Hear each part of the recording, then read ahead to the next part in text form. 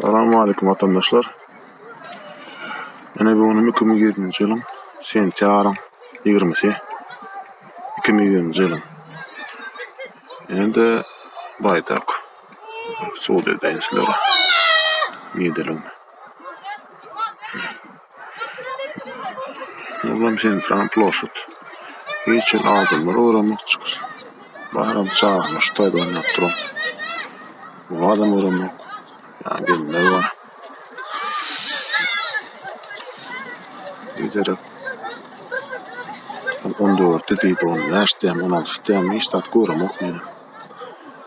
Bu zatlardan görmende daşında çıkışınızı belirtmeyin. Gittikçe köp öldüm. Sondan korkup bunları geri bağladım. Çık başladı burada.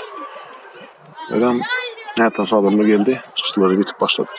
Gittikçe hiç çıkış yok. Ne için şeyler.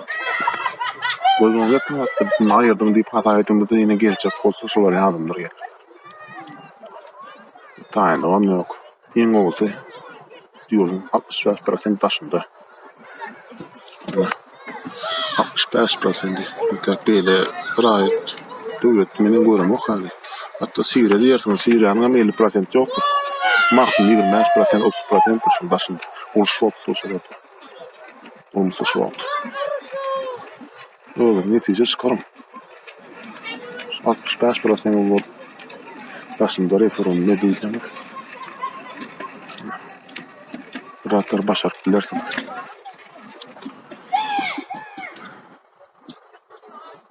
Bakman adamlar. Hiç miting görmek sentyar 14'den 17'den 15'den neyse yaptır ama görmem de liderim öyle çok oldu. Erken öldüm lider olsun. Özümü çıkın içinde öldüm dedim. Kurbanımı da çok olma. Kakamadım, saparadım, kalmadım. Kol kovu bular etip önmäninde baryndan etdiňiz hereketinde edip başlady. Her kim başaran abi. Biz edin okun hiç olmadı ses verildi. YouTube'da verildi. Beylekde 65%.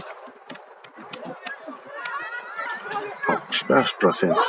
O da fikirinde görün. Bar uçsuzda taýyp geljem bolmam. Kandyr durmuşam olmasam.